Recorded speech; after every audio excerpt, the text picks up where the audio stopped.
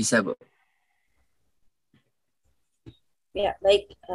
Saya mulai. Assalamualaikum warahmatullahi wabarakatuh. Alhamdulillahirabbil alamin. Wassalatu wassalamu ala asyrafil anbiya'i wal mursalin sayyidina wa maulana Muhammadin amma ba'du. Pertama-tama marilah kita panjatkan puja dan syukur kita kehadirat Allah Subhanahu wa taala yang telah memberikan limpahan rahmat kepada kita. Sehingga kita hari ini dapat berkumpul walaupun masih dalam tatap muka lewat Zoom. Nah, kemudian yang kedua, salawat serta salam juga tak lupa kita haturkan kepada junjungan kita Nabi besar Muhammad SAW yang telah membawa kita dari alam jahiliyah menuju alam yang terang benderang. Baik, yang terhormat kepada Bapak Sarifuddin SPD MPDI yang telah memberikan kesempatan kepada saya ikut serta dalam acara Diklat Pendidikan Nasional Transformasi Literasi dalam konteks Merdeka Belajar ini. Dan tak lupa saya ucapkan yang terhormat kepada Bapak Ibu Panitia yang sudah menyelenggarakan acara Diklat pada malam hari ini. Dan kepada Ibu, Bapak yang ikut serta dalam acara Diklat pada malam ini. Baik, tidak berpanjang lebar lagi, mungkin saya langsung saja kepada pembahasan yang kita akan bahas hari ini, yakni tentang perkembangan kognitif anak usia dini. Ya, baik. Mengapa kita perlu untuk membahas tentang perkembangan kognitif anak usia dini? Karena perkembangan kognitif ini merupakan salah satu dari 6 aspek yang telah disampaikan oleh Kementerian Pendidikan dan Kebudayaan, yang mana perkembangan ini sangat penting untuk disadari semenjak anak itu berusia 0 sampai intinya sampai dari usia dini lah. Nah, seperti itu. Jadi perkembangan kognitif ini juga sangat penting untuk kita pahami. Baik, kita langsung saja agenda yang akan kita bahas hari ini. Yang pertama saya akan bahas tentang perkembangan. Nah, jadi di perkembangan ini mungkin dari pengertiannya dulu, dari fase-fase perkembangannya, kemudian faktor yang mempengaruhi perkembangan itu sendiri nanti apa saja. Kemudian yang kedua, nanti kita bahas tentang perkembangan kognitif anak usia dini menurut teorinya Jean Piaget. Nah, mengapa saya mengambil teorinya Jean Piaget? Sebab teori Jean Piaget ini merupakan teori beliau adalah seorang tokoh yang mendedikasikan dirinya untuk meneliti atau beliau adalah mendedikasikan dirinya untuk meneliti suatu perkembangan dalam diri anak, yaitu perkembangan kognitif anak usia dini. Nanti kita bahas juga tentang pengertian perkembangan kognitif menurut teorinya Jean Piaget, kemudian tahapan perkembangan kognitif menurut Jean Piaget. Nah, itu apa-apa saja nanti tahapannya. Nah, nanti kita akan bahas. Kemudian yang ketiga, di situ ada faktor yang mempengaruhi perkembangan kognitif anak usia dini. Nah, apa saja yang menjadi faktor perkembangan kognitif? Nah, sadar tidak sadar kita saat ini bahwa peran daripada perkembangan kognitif ini sangat penting sekali untuk untuk anak-anak. Nah, seperti itu. Kemudian yang keempat, nanti kita bahas tentang bidang pengembangan kognitif anak usia dini. Jadi untuk perkembangan kognitif anak usia dini ada bidang-bidang pengembangannya lah. Baik, langsung saja saya bahas tentang istilah daripada perkembangan itu sendiri. Perkembangan merupakan seseorang yang sedang tumbuh, mereka mengalami suatu pertumbuhan, kemudian mereka juga mengalami berbagai perubahan sepanjang hidupnya, dari awal dia lahir sampai dia meninggal, atau dari dia masih dalam kandungan sampai dia sampai hayatnya. Nah, itu mengalami suatu perkembangan. Kemudian seorang tokoh yang bernama Chaplin juga melontarkan pendapatnya. Nah, beliau berpendapat bahwa perkembangan itu merupakan suatu perubahan yang berkesinambungan dan progresif. Artinya apa? Bahwa perubahan itu dilakukan secara terus-menerus, kemudian secara progresif, semakin hari akan semakin meningkat. Kemudian yang kedua adalah perkembangan itu merupakan suatu pertumbuhan Artinya pertumbuhan dapat kita lihat dari fisik yang awalnya tadi tidak terlalu tinggi, sekarang sudah tinggi, mulai tinggi, dan itu adalah suatu pertumbuhan yang dapat kita lihat dari bentuk fisik. Nah, yang ketiga adalah perkembangan menurut Chaplin ini adalah perubahan dalam bentuk. Artinya apa? Bisa awal mulanya anak yang baru lahir dia tidak memiliki gigi, sekarang dia sudah memiliki gigi. Kemudian yang awalnya rambutnya itu belum belum tumbuh, sekarang sudah mulai tumbuh. Nah, ini merupakan suatu perubahan dalam bentuk yang dapat kita lihat secara fisik. Kemudian perkembangan bisa juga diartikan sebagai kedewasaan. Artinya apabila kita berbicara tentang kedewasaan, berarti kita berbicara tentang bagaimana anak itu berperilaku. Nah, berarti dia sudah memiliki suatu perkembangan dalam diri anak itu yang awalnya dia belum mampu beradaptasi dengan lingkungan, sekarang dia sudah mampu. Kemudian kedewasaan juga berhubungan dengan umur lah, dari umur 1 tahun, 2 tahun, dan sebagainya. Nah, ini adalah kedewasaan. Baik, kita lanjutkan. Nah, di sini ada perkembangan tadi yang kita bahas adalah perkembangan secara pengertian secara sempit. Kemudian di sini adalah perkembangan diartikan secara luas. Merujuk kepada keseluruhan proses perubahan daripada potensi yang dimiliki individu dan tampil dalam kualitas kemampuan, sifat, dan ciri-ciri yang baru. Jadi perkembangan ini tidaklah terbatas pada pengertian pertumbuhan yang semakin membesar saja, namun di dalamnya juga terkandung serangkaian perubahan yang berlangsung secara terus-menerus, secara kontinu. Tadilah bisa dari fungsi jasmaninya berubah, fungsi rohaninya berubah, menuju tahap kematangan. Nah, melalui proses pertumbuhan, proses pematangan, pemasakan dari hasil belajar tadi. Kemudian kita lanjutkan. Nah, itu pengertian daripada perkembangan. Nah, ini adalah perkembangan. Perkembangan menurut teori periode yang pertama yaitu umur 0 sampai tahun.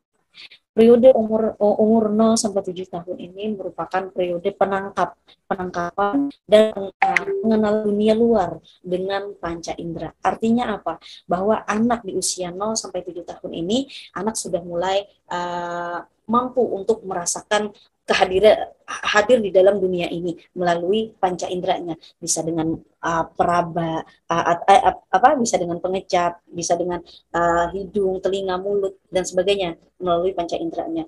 Kemudian yang kedua adalah umur 7 sampai 12 tahun, yang mana periode umur 7 sampai 12 tahun ini dikatakan sebagai periode abstrak. Nah, mengapa dikatakan sebagai periode abstrak? Sebab anak umur 7 sampai 12 tahun sudah mampu untuk memahami hal-hal yang memang tidak bisa dilihat secara fisik, tetapi dia mampu untuk memahami. Nah, untuk memahami sebuah konsep daripada baik buruk mulai timbulnya insan kamil. Jadi di mana anak-anak itu mulai menilai perbuatan manusia atas dasar baik, atas dasar buruk, dan mulai timbulnya insan kamil. Jadi perbuatan baik, perbuatan buruk itu tidak bisa dilihat dengan mata, tidak bisa dilihat dengan fisik, tetapi bisa dirasakan dan bisa dicerna melalui nalar tadi. Nah, ini adalah periode umur 7 sampai 12 tahun. Kemudian yang ketiga adalah periode umur 12 sampai 18 tahun. Nah, apabila suatu individu itu sudah masuk usia 12 sampai 18 tahun, berarti dia masuk pada periode penemuan diri dan kepekaan sosial. Artinya dia sudah mampu untuk beradaptasi dengan lingkungannya secara baik, artinya lah. Nah, baik. Kemudian yang keempat adalah periode keempat, umur 18 tahun ke atas. Nah, yang mana periode keempat 18 tahun ke atas ini merupakan periode pendidikan perguruan tinggi. Dia sudah masuk pada tahapan perguruan tinggi. Ini adalah fase-fase perkembangan menurut Maria Montessori. Baik, kita lanjutkan. Sebentar. Nah, kemudian yang selanjutnya adalah faktor yang mempengaruhi perkembangan. Nah, faktor yang mempengaruhi perkembangan itu ada dua. Ada faktor yang berasal dari dalam dan ada faktor yang berasal dari luar.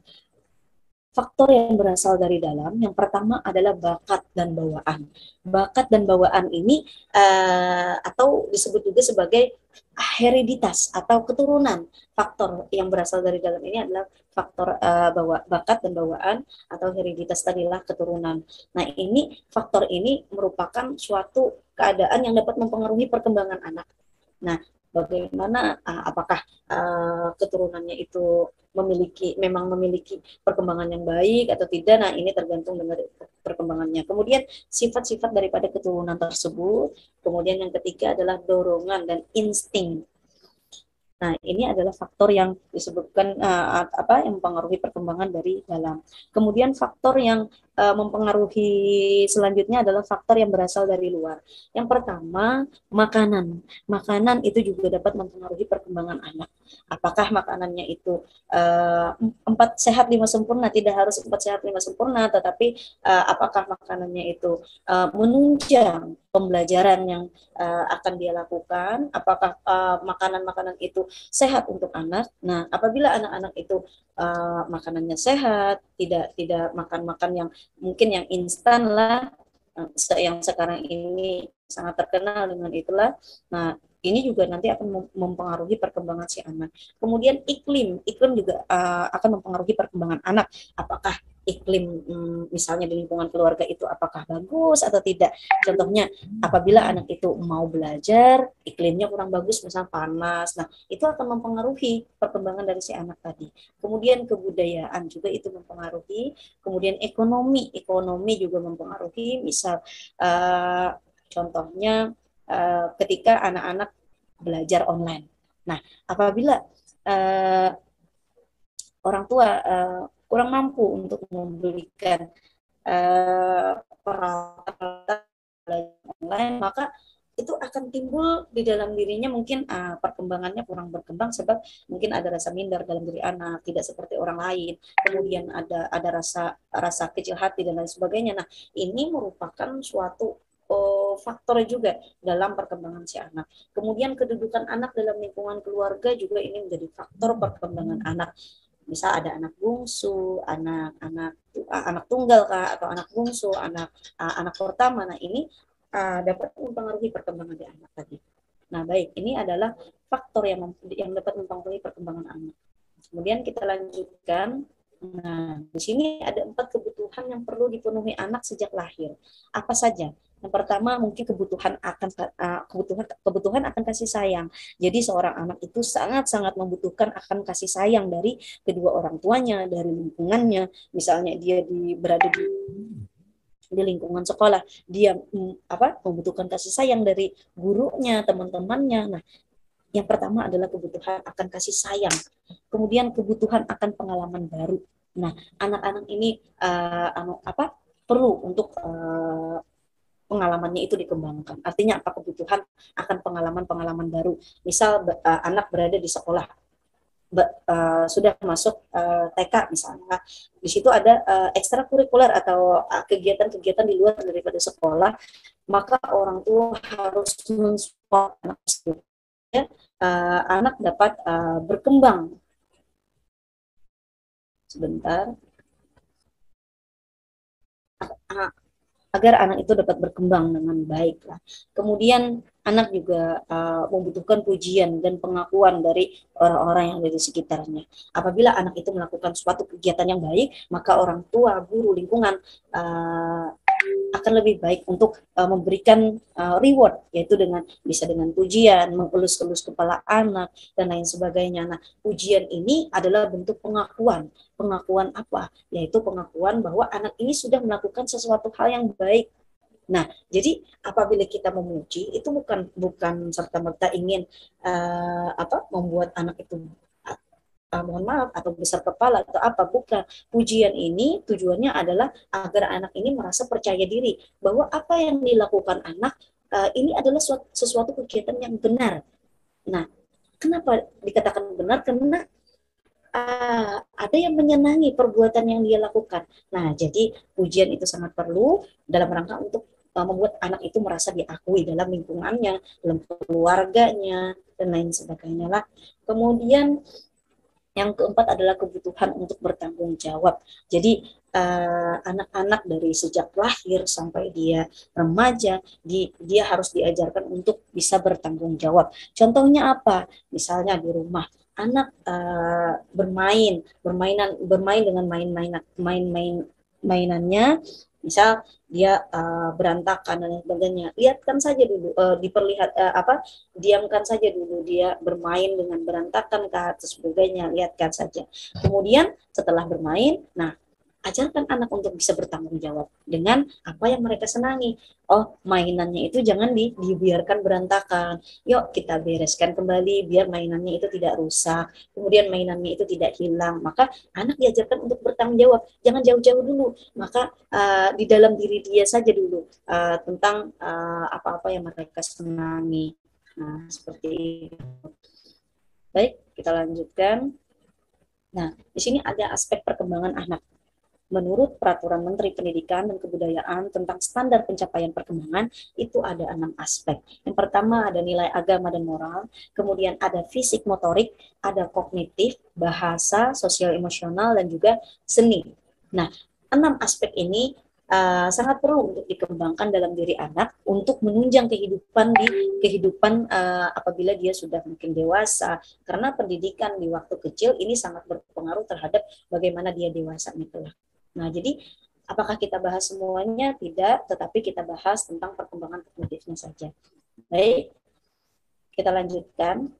Jadi kita bahas dulu tentang pengertian perkembangan kognitif anak usia dini. Perkembangan kognitif anak usia dini ini berkaitan dengan pengertian, pengetahuan, yaitu semua proses psikologi yang berkaitan dengan bagaimana individu itu mempelajari dan memikirkan lingkungannya. Kemudian perkembangan kognitif ini juga meliputi perubahan pada aktivitas mental yang mana itu berhubungan dengan persepsi, berhubungan dengan pemikiran ingatan, dan keterampilan dalam berbahasa atau berkomunikasi anak. Jadi semua proses psikologi yang berkaitan dengan bagaimana individu ini mempelajari suatu keadaan yang ada di lingkungannya, memperhatikan, mengamati, membayangkan, memperkirakan, menilai, dan memikirkan lingkungannya, maka ini berhubungan dengan perkembangan kognitif anak usia dini. Sehingga kita perlu sekali untuk dapat mengetahui apa saja yang dapat menjadi poin kita agar anak ini berkembang dari segi kognitifnya. Baik, perkembangan kognitif menurut Jean Piaget, kita sudah masuk pada perkembangan kognitif menurut Jean Piaget. Perkembangan kognitif menurut Jean Piaget merupakan perkembangan pikiran yang melibatkan pikiran, bagian dari otak yang dipakai untuk memahami, mengetahui, menalar, dan juga mengenali sesuatu. Nah, itu semua kegiatan itu melibatkan kognitif anak. Nah, pengetahuan serta kemampuan untuk mengenali, memahami, dan mengatasi suatu masalah itu juga berhubungan dengan perkembangan kognitif.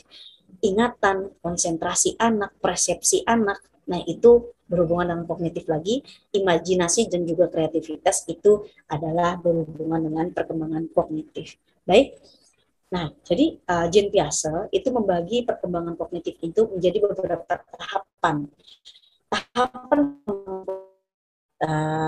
teori Jean Piaget itu ada 4 tahapan. Yang pertama adalah tahap sensor motor. Nah, sensori motorik ini kisaran umur 0 sampai 2 tahun.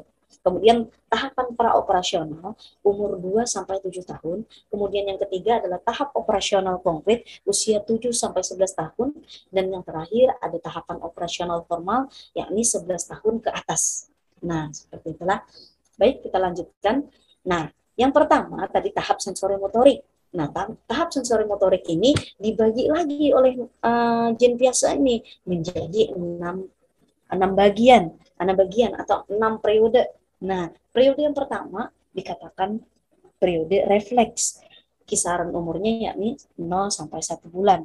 Pada periode ini, anak kebanyakan bersifat refleks, bersifat spontan, bersifat tidak sengaja. Individu itu mampu menggerak-gerakkan anggota badan meskipun belum terbiasa. Seperti anak yang baru lahir umur 0 sampai 1 bulan, dia masih bisa menggerak-gerakkan tangan, menggerak-gerakkan kaki, itu dilakukannya secara refleks sebagai sebagai bentuk daripada dia merespon lingkungannya, yang ada di lingkungannya itu diresponnya melalui gerakan tadi. Nah, ini adalah periode refleks yang pertama. Kemudian yang kedua adalah kebiasaan. Kebiasaan ini kisaran umur 1 sampai 4 bulan. Nah, yang mana anak sudah mulai memperluas skema yang dimilikinya berdasarkan hereditas atau keturunan tadi. Nah, kemudian yang ketiga adalah reproduksi kejadian yang menarik.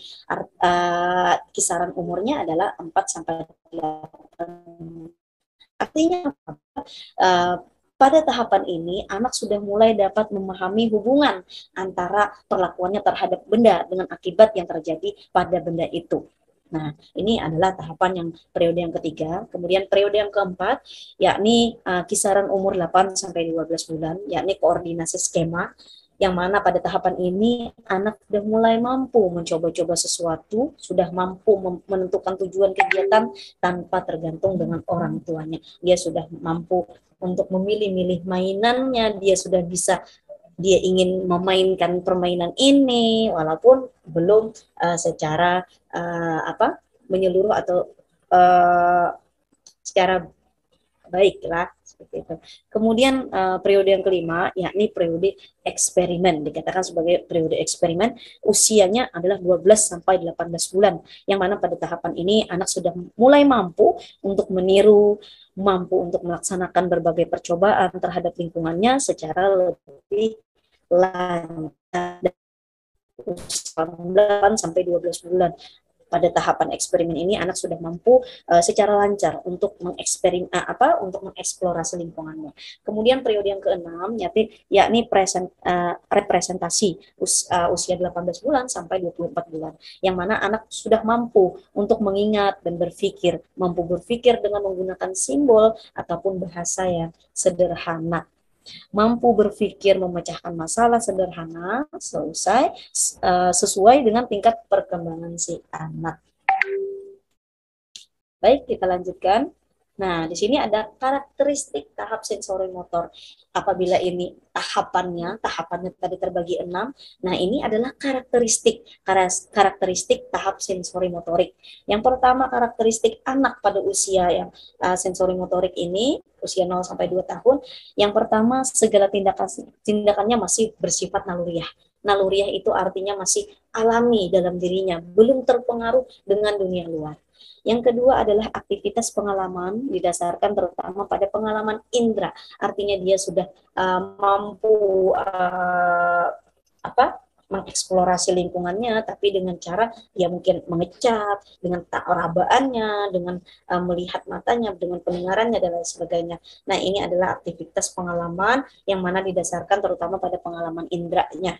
Dia mendapatkan informasi melalui panca indera.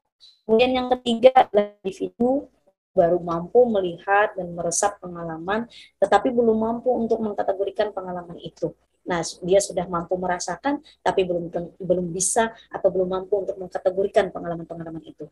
Kemudian yang terakhir adalah individu itu mulai belajar menangani objek-objek konkret melalui skema-skema sensori motorik. Baik, ini adalah karakteristik tahap sensori motorik. Baik, kita lanjutkan.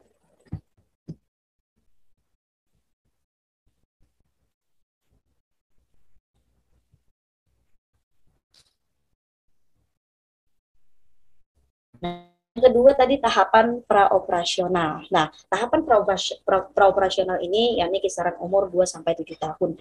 Nah, yang mana Piaget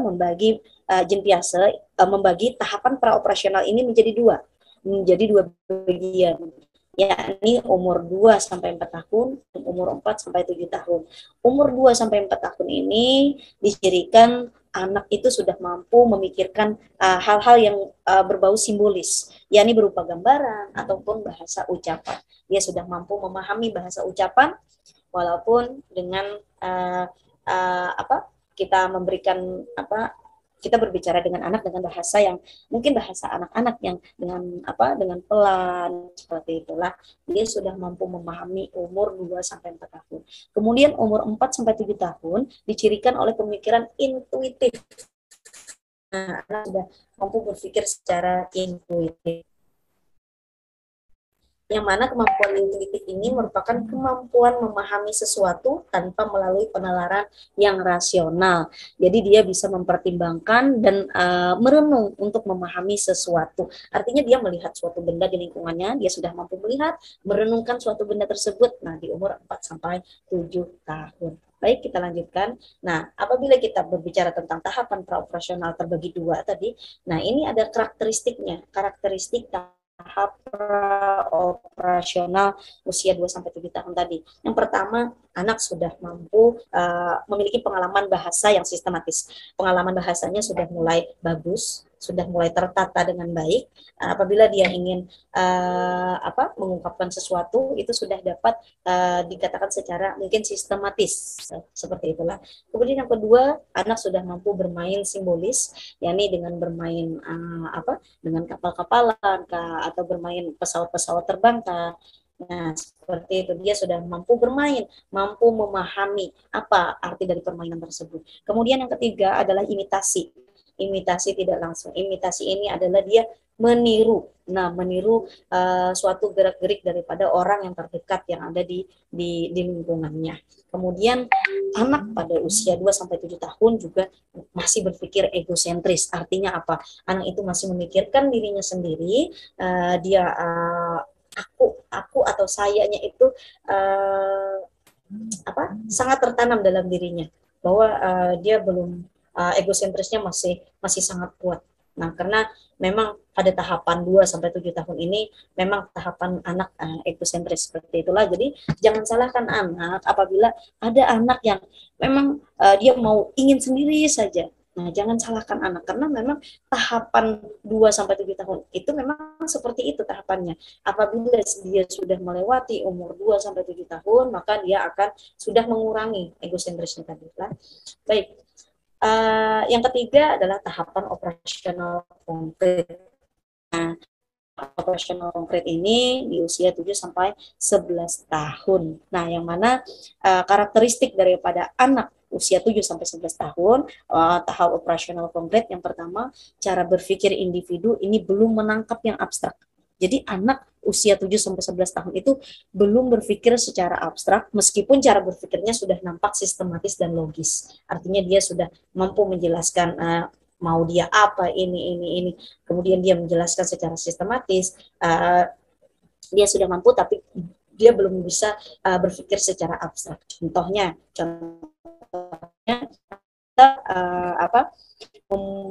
meletakkan air di dalam gelas yang kecil penuh, kemudian kita meletakkan air di dalam gelas yang besar tetapi tidak penuh, masih setengah.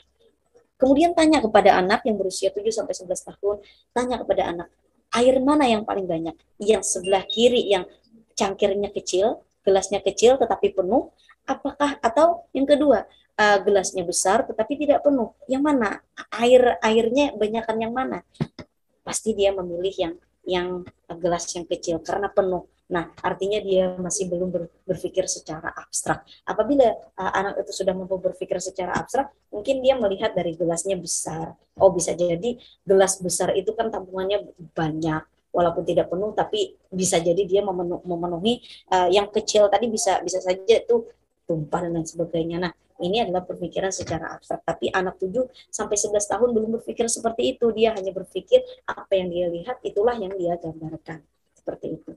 Kemudian yang kedua, dalam memahami konsep, individu sangat terkait kepada proses pengalaman diri. Artinya apa? Individu mudah memahami konsep, pengertian konsep itu dapat diamatinya, dapat melakukan sesuatu yang berkaitan dengan konsep tersebut. Nah, ini adalah tahap operasional konkret usia 7 sampai 11 tahun. Baik, kita lanjutkan.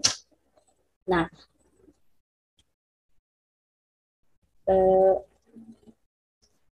di sini ada tahapan operasional formal. Tahapan operasional formal ini adalah usia 11 tahun ke atas. Nah, untuk karakteristiknya sendiri, karakteristik operasional formal, yang pertama, anak sudah memiliki kemampuan menggunakan logika untuk menyelesaikan suatu permasalahannya. Apabila di lingkungannya dia mendapatkan suatu permasalahan, dia sudah mampu menggunakan logikanya untuk memecahkan permasalahannya tadi. Nah, itu yang pertama.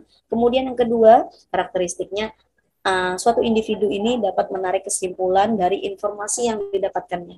Dia sudah mampu mengambil ibrah atau manfaat dari suatu informasi yang didapatkannya. Kemudian yang ketiga dapat merencanakan masa depannya. Dia sudah mampu merealisasikan apa yang menjadi cita-citanya. Contohnya, dia ingin menjadi seorang dokter. Nah, bagaimana cara merealisasikan masa depannya atau merealisasikan cita-citanya tadi? Ya, ini dengan cara dia berkuliah di jurusan kedokteran, kemudian dia apa tekun dalam mempelajari ilmu kedokteran tadi karena dia ingin bercita-cita sebagai dokter, misalnya dokter gigi atau apa. Nah, itu disesuaikannya. Dia sudah mampu untuk bisa merencanakan masa depannya dengan baik usia 11 tahun ke atas. Nah, kemudian kemampuan untuk berpikir secara abstrak. Dia sudah mampu berpikir secara abstrak walaupun suatu tidak dilihat. Apabila berpikir secara tidak abstrak itu kan contohnya seperti belajar mesin. Nah, kita belajar mesin, kita melihat mesinnya. Oh, ini ada mesinnya. Kemudian cara memperbaiki mesin ini seperti ini, seperti ini. Nah, ini adalah pemikiran yang tidak abstrak. Tapi sebaliknya, bila kita berpikir secara abstrak, berarti kita tidak bisa melihat suatu bendanya, tetapi kita bisa menalarkan atau bisa memahami suatu keadaan tersebut sesuai dengan logika. Nah, contohnya seperti kita mempelajari ilmu psikologi. Nah, ilmu psikologi itu tidak bisa dilihat, tapi kita bisa mempelajarinya sesuai dengan nalar kita atau dengan penelitian-penelitian seperti itulah. Nah, ini adalah tahapan operasional formal usia 11 tahun ke atas. Kemudian di sini ada 3 kemampuan dasar yang perlu dirangsang pada anak prasekolah. Ini juga menurut Jean Piaget. Nah, 3 kemampuan dasar yang perlu dirangsang pada anak prasekolah menurut Jean Piaget. Yang pertama adalah kemampuan transformasi. Nah, yang mana di kemampuan transformasi ini merupakan perubahan terhadap suatu hal atau keadaan, yang mana perubahan terhadap lingkungan baru. Nah, jadi anak itu sudah mampu untuk beradaptasi dengan lingkungan baru.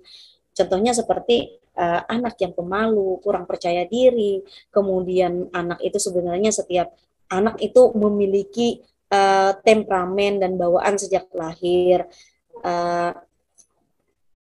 Ada yang anak yang bisa inisiatif sendiri, anak yang suka menghadapi tantangan, ada yang anak yang pasif, kemudian anak yang berhati-hati. Nah, ini perlu dirangsang kemampuan transformasinya agar anak ini kemampuannya itu dapat tersalurkan dengan baik. Bagaimana cara kita untuk dapat merangsang kemampuan transformasi anak ini? Bisa dengan metode pengasuhan, dengan mengenali karakter anak masing-masing. Kita bisa mengenali karakter anak masing-masing. Buat suasana nyaman bagi anak sambil terus bermain atau berikan motivasi kepada anak untuk mencapai suatu tujuan yang anak inginkan. Nah, apabila tujuan anak itu tercapai, maka anak akan merasa percaya diri. Jadi tadi ada anak yang merasa pemalu, anak yang kurang inisiatif. Nah, apabila anak ini dibantu, diberikan motivasi, maka mudah-mudahan dengan rangsangan itu anak dapat berkembang dengan baik. Kemudian yang kedua yang perlu dirangsang pada anak prasekolah adalah kemampuan reversibility. Nah, apa itu kemampuan reversibility? Nah, kemampuan reversibility itu merupakan kemampuan berpikir untuk melakukan suatu tindakan. Jadi anak itu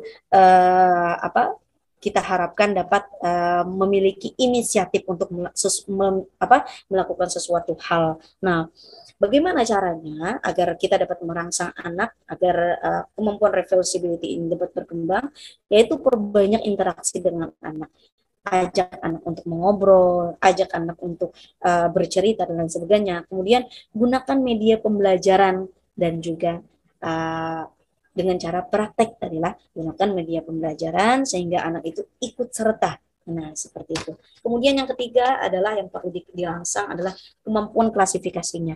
Nah, yang mana kemampuan klasifikasi ini kemampuan untuk memilih dan mengelompokkan benda berdasarkan apa yang dimilikinya.